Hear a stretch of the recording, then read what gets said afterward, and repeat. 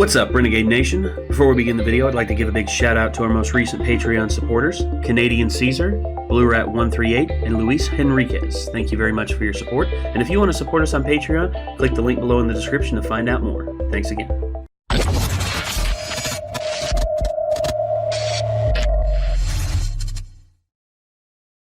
Hey everybody, how's it go? You know what? Actually, this doesn't feel right. I know. Hey, that's better. Ah. Oh, yeah, that's pretty good. Ah. So, we are back at it once again, ladies and gentlemen, with the JonTron, Are You Afraid of the Dark? We are now on part 2. So, yeah, I'm still amped that JonTron's doing this because I love Are You Afraid of the Dark? Oh, yeah. And also, I found this out. I heard it was happening, but I more recently got clarification that it is happening. They're bringing this back. Hell yeah. Really? They're bringing it back, man. Bring it around town. Man, Bring it back to Midnight Society. and my thoughts, like, got to a weird train of thought, and I was thinking, you know, with the 90s vibe about, like, how Beavis and Butthead were some of the first famous reaction video people. They literally just reacted to music videos. Right. A lot of their show. These guys are pretty cool. This video sucks. Yeah. You know, like, they were some of the first. And I remember when they were talking about Pantera. Pantera was one of the only bands that they were just like, these guys rock. These guys kick ass. These guys kick ass, baby. yeah, man. These guys probably score, like, all the time. It's like, look at that guy's beard. It's got, like, cool. all sorts of colors in it. Beard's rule. Beard's the rule. When But can I yeah. grow a beard, Beavis? You know, they were, like, doing the thing where, like, some of the music video would play, and then they'd be Beavis and Butthead, and then more of it would be playing. Like, see, they even knew the YouTube tricks. Yeah. Back then, pioneers Yeah. of the reaction world. Give Beavis and Butthead the credit they deserve. Yes, indeed. Beavis and Butthead, OG reactors. The No 90s, doubt. man. Great times. Great Yes, it times to was. grow up in. Very great time. So, all right, let's get this on screen, and let's see what JonTron has to add to Are You Afraid of the Dark in part 2 of his section. Here we go. 3, 2, 1.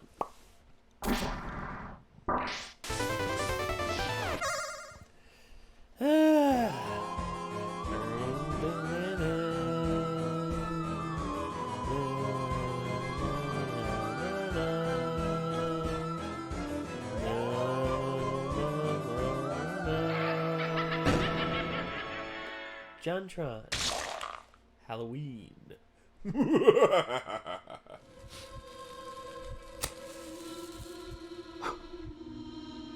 Hey. Are You Afraid of the Dark? Part 2. Hey there, this is part of a 2-part JonTron Halloween special. If you We're haven't well seen aware. the first episode, click here. If you have, keep watching. Come on. There we go. Welcome back, everyone. I've been standing here for several days. Let's move on to the next episode. The Tale of Laughing in the Dark. This episode takes place at an amusement park, namely at this creepy funhouse. As you can see by this little girl's reaction, it's extremely terrifying. Yeah, that's a very... This is a clown story. I hate clowns. They're creepy. They give me nightmares. Where's my thermos? Oh, I heard of that. They call it bozophobia. Oh, Zinger! This kid's the cool kid. I'm sitting next to him. Bozophobia? So these Really? 3 kids, Josh, No. Kathy, and Ouija, step up and dare each other to enter this haunted funhouse. But right before Josh goes in, we see, is that the same guy? It's the same guy from the first episode. See? Pick the right door and you go free. He was in a bunch of them. Pick the wrong door and there he'll be. Is it even possible to be typecast as the creepy guy who tells riddles Yeah, I to forgot kids? about this episode. Because This if one's so, pretty I think creepy. This guy might be at the forefront of his industry. Coming in, Mr. Brave Young Man. Think maybe you could run that by me one more time? Coming in, Mr. Brave Young Man. No, Brave I young still didn't man. catch it. Maybe another time. Hey, kid, listen, I don't blame you. I'd be terrified, too. I don't know what the hell he's saying. I'm always here. What is this? What kind of room is this? Does every Canadian's home just have a hockey room? In this scene, we find out that a clown named Zebo was killed in a tragic funhouse fire. For a whole night there, that house got a lot less fun. Zebo smokes cigars. The police figure he threw one away in the spook house because the whole place caught fire with him inside. That kid is, clearly reading off the script. Tragically, the clown perished in the inferno. Ew. Ew, what a weird old guy. He died. Yuck. Look at that face. Trap small children inside. And tickle them! Tickle, No. tickle, tickle! Okay, you can stop that now? I'm getting Please a little stop. uncomfortable. I'm glad I saw that one through to the end. What? That evil red-headed boy got what he deserved. The real monster was the monster inside their friend. This clown is said to have died in the funhouse, and he's basically a big old curse on the place. So Ouija double dares Josh to go in the funhouse alone. But Josh one-ups him by saying that not only will he go in alone, but he'll steal Zebo's nose. So Josh grabs Ouija and he, wormholes him into the park. Wow. And off they go to most likely die at the foot of their own hubris. Look at me, I'm Zebo. Zebo. That's asking for trouble. What do you think I am, some kind of clown? Yes, definitely. Yes. That, Oh, guys, no. I think I found out why this place burned down. Yeah. I like how Yeah. they rebuilt That would it and not they're like, "Should we exist. Put the fire thing back in. You know, I know it did destroy the That would last not place exist and kill in our a best modern clown, day but one. people really like the fire thing. After narrowly escaping death, Josh finds the Zebo dummy and steals his nose. Hey. All right. Thanks, guy. You just made me a hero. I'm the guy who beat Zebo. Oh, Josh wins there. And, Ouija. Why is his name Ouija? This is not a name. Ouija has to wear Zebo's nose to school, and he's not very happy about it. Enough, all right? You're a hero and I'm a loser. What can I say? Say it again. Cigars. Yeah? What about him? Yeah. You're not gonna tell me, all right? Is this really gonna happen? He's just gonna keep going.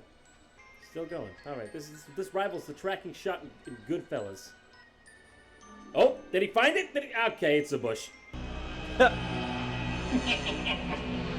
Is that a ghost playing with a fog machine back there? You have no proof that isn't what that is.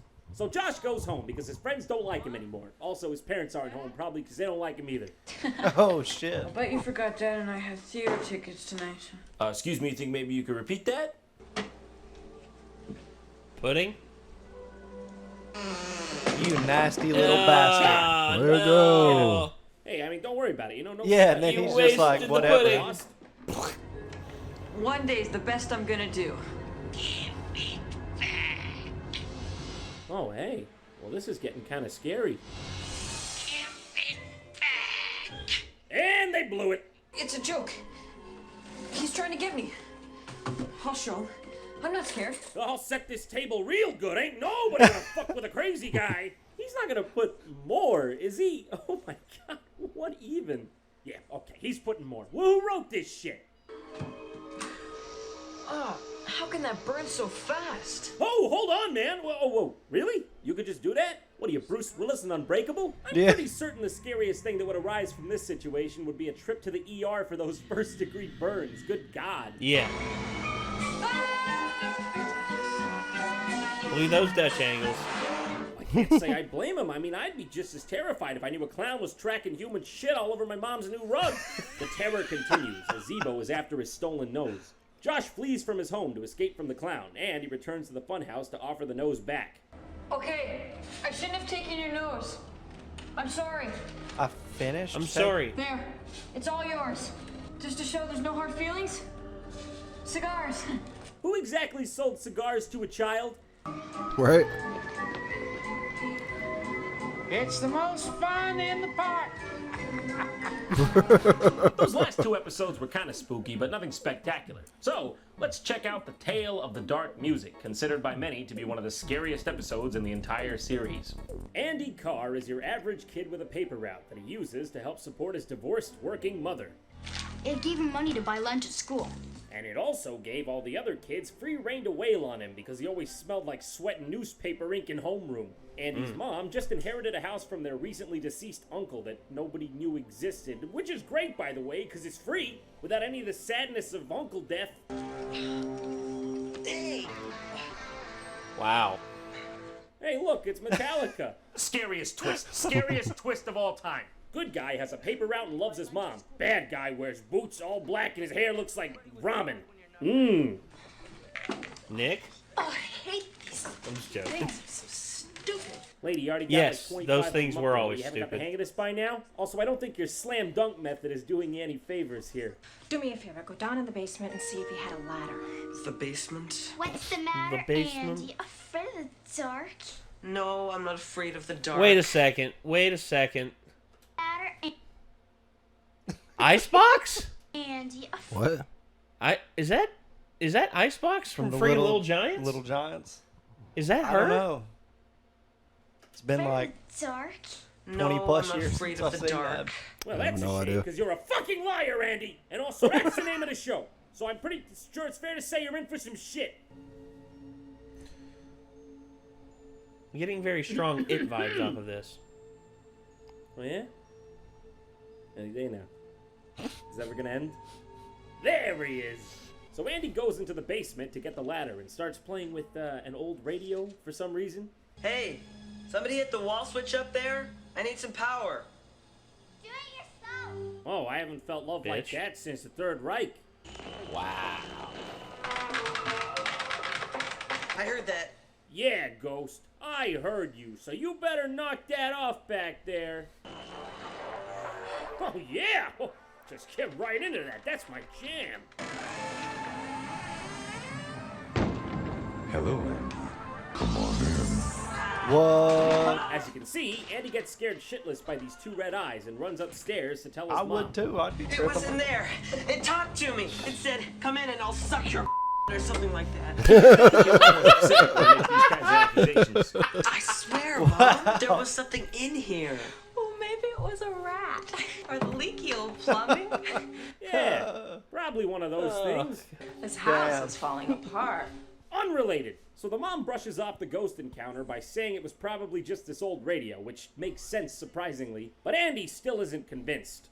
Let's get something to eat before Christina gets it all. Yes, because your sister is a ravenous badger girl that will eat all our food until her stomach explodes. I take it back. It's Can not we her. back up there for a second? I look. I think I found out who the demon is. Andy decides to ask his mom for a little more info about who his uncle was. He never left the house, but somehow got filthy rich.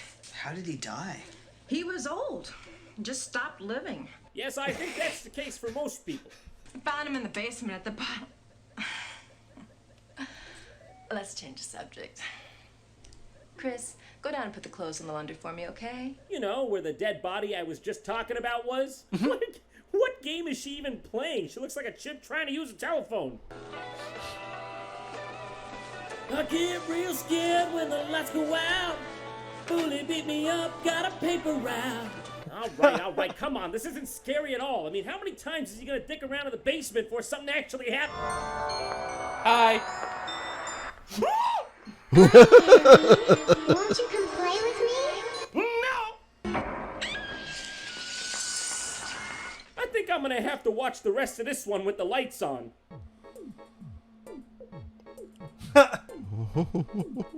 They explained that Andy Hey, I know that remote. That are That's seemingly the caused same by remote music, as my which is the surround reason he keeps sound. going down and screwing up. Except for the first time, in which he did remember. Basically, the writers didn't give a shit, but it's okay. Neither did the audience. So, Andy's mom leaves him a note to go down to the basement and do more, you guessed it, laundry. In this show, laundry moves the plot forward. That is not a good sign. Also, we just not going to talk about this human hand in the jar back here? Just not going to talk about it? I didn't see that. The That's Matrix, when Neo discovered the Matrix because he had to go downstairs and do a towel wash? Or when Maximus was like, did you put my work clothes in the dryer? Or even when Clark Gable was like, frankly, dear, I separate the whites from the colors. Except that one wasn't about laundry. That was real. That was about racism. By the way, what is it with parents and always leaving their kids notes in these shows? I guess it's just an enabler for haunted happenings. You're listening to Stock Music Radio, only the safest music that keeps production costs low and scares high.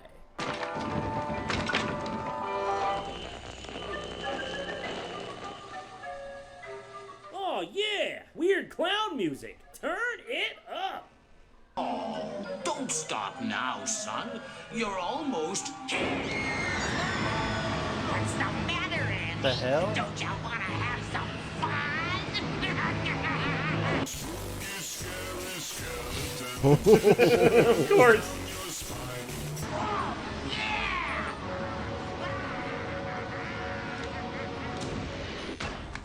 Ow. Music. It's music. Not laundry. Like Stop looking at the camera. Suddenly, Andy hops on his bike to go tell his I want- mom, like any kid. You know, I wonder if that's what the director yelled at. It's like, stop looking at the camera!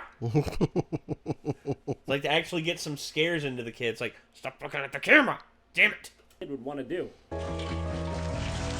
Nice day for a ride, isn't it? Damn. Okay, that's one for the record books. We gotta show that again.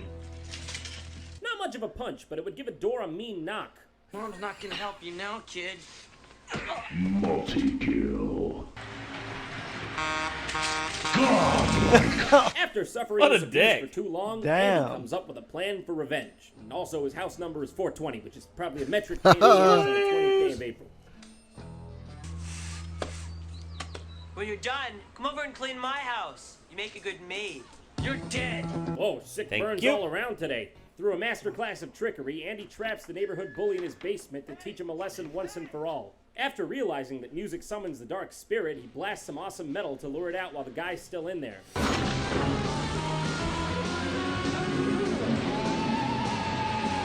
No! Anything but screamo! You messed Hey. with me. I'll do this to you again. Wait, what's this? He's got a new bike now? Well, that doesn't make any sense. I mean, how did it... It's yours, Andy. I'll give you anything you want. You only have to do one thing. What's that? Feed me, feed me.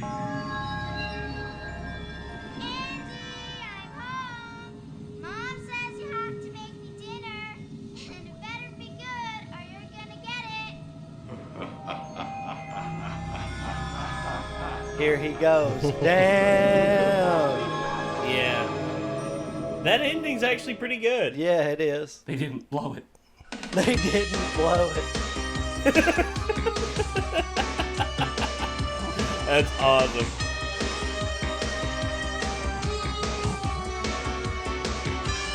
This is thanks to Canada! We love you. Jacques. This year I was dressed up as a ghost. That's why you couldn't see me. Boom.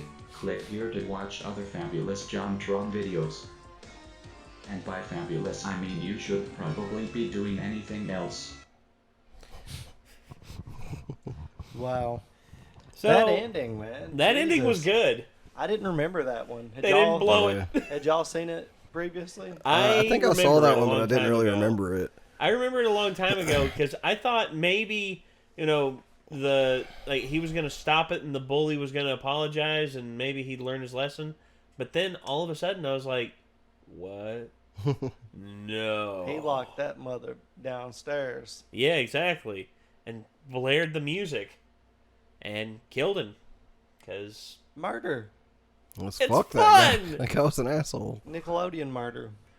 Well, It was like the most like over the top bully. Like he just straight up mean. Like, Yeah. for no I'm other gonna reason. punch you in the Yeah. face. Just like you exist. Prepare to get it's like, decked. bang. It's like, I'm going to wave my fist in front of your face and you're going to fall down. My belt buckle says you're fucked. Yeah. Yeah. And Like my usually bullies are portrayed like in movies and stuff as like, you know, giving people wedgies or swirlies. Like jocks. Or, you know, pushing Yeah, them into jocks lockers are and a lot stuff of like that. stereotypical bullies. But like you rarely just see somebody just straight up MMA punch Yeah, he somebody was right in just the like- face.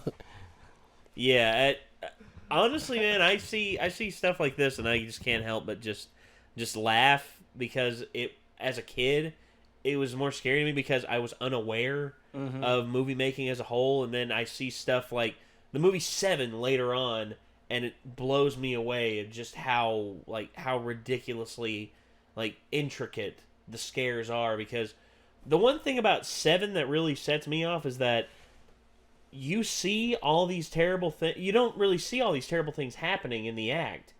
You see the prelude, and you see the outcome. And in the outcome, you're given evidence of what happened during the thing. For instance, the one that was lust. This guy. That one is fucked up. Yeah, that one. A guy literally has a strap-on put on him that has a gigantic blade at the end of it.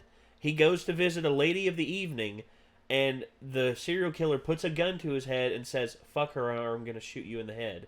Fuck her with that strap on, and you get there, you get to the scene, and you see the outcome, and the guy's literally on a couch, like trying to be restrained by police officers, like, "Get this fucking thing off of me!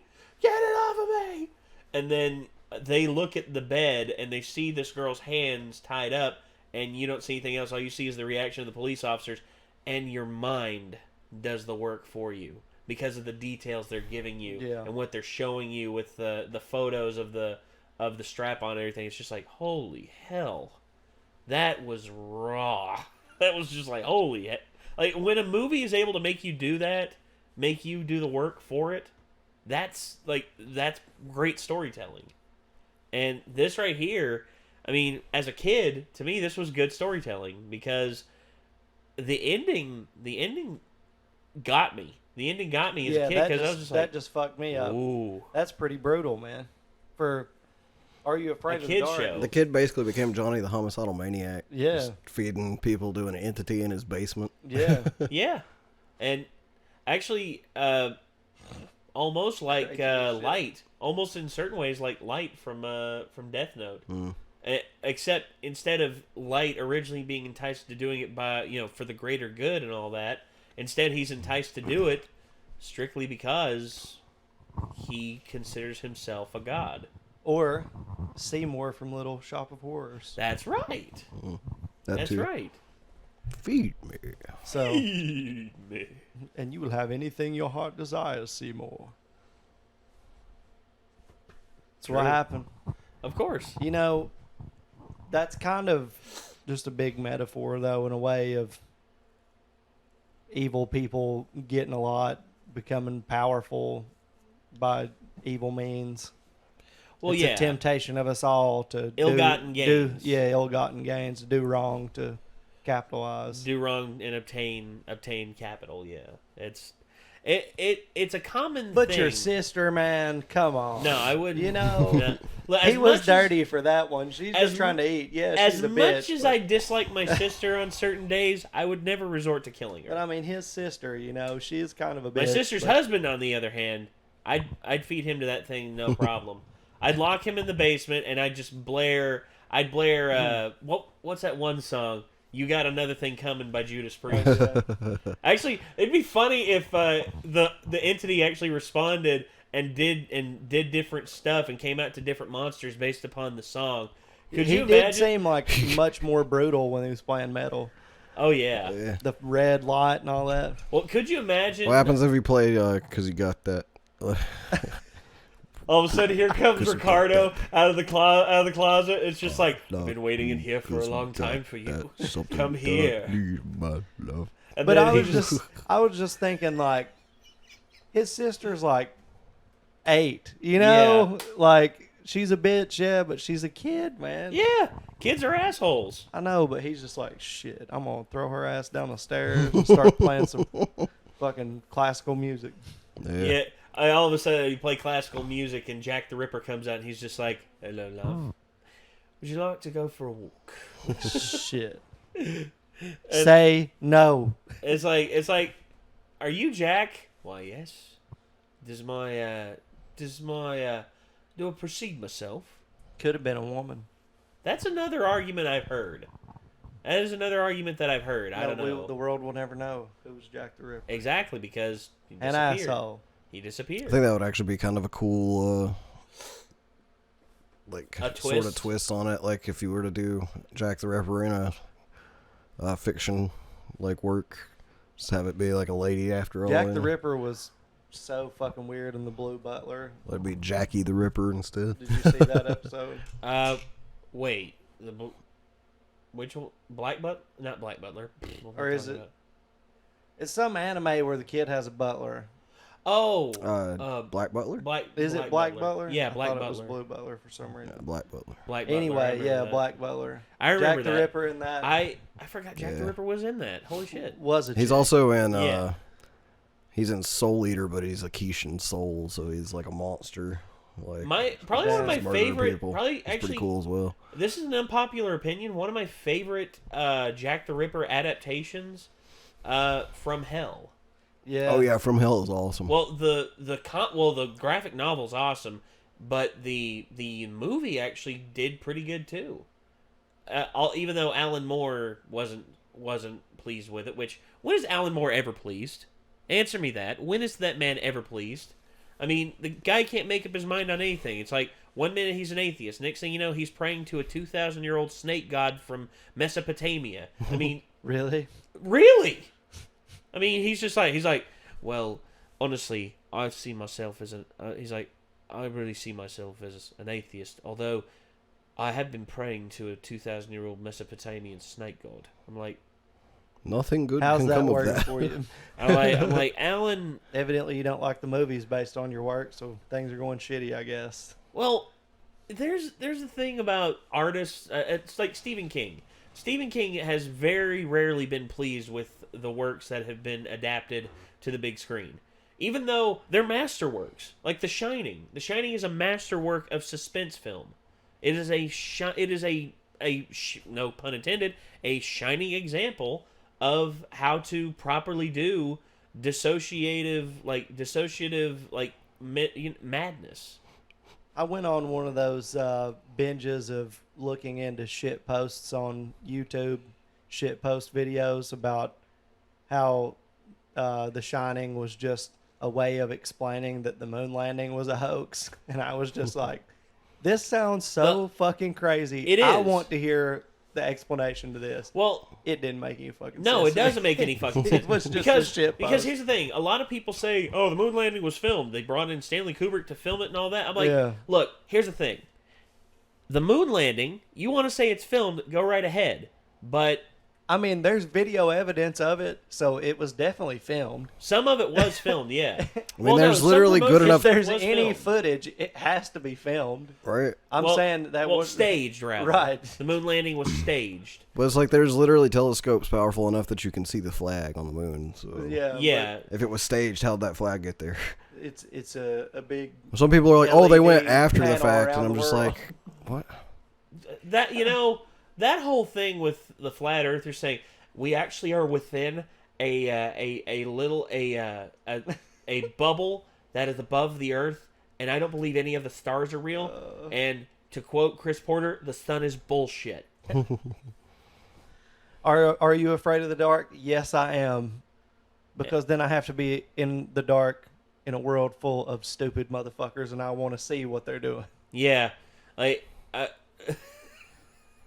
Imagine if you remember Bruce Almighty. Yeah. You remember? I guarantee you, if he ran into flat earthers and they'd be like, "Prove to me the sun is real." It's like, okay, hey sun, and then the sun goes out and everyone starts panicking. He's like, "See, I told you," and then brings it back on. He's like, "Any other questions?"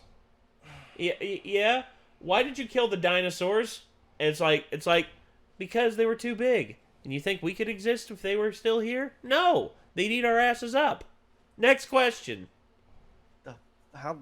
Where are we at? I don't know. I don't know. I don't know how we got here. What is life? What is the sky? I don't know anymore. So, anyway, this was JonTron's Are You Afraid of the Dark Part 2. If you liked the original video, if you want to see more from JonTron, I mean, if you want to see more from JonTron, I can wholeheartedly recommend it because the guy is awesome. He's fun as hell. And if you want to see that, it's in the description right down below. And also, if you want to see more from us, there's a subscribe button and a notification bell down there. If you like the video, leave a like. If you want to comment down below and talk some shit to us, please. Or just talk shit about anything, feel free to. And until next time, signing off, I'm Nate. I'm Nick. I'm Chad. Damn, that looks creepy as shit. It does.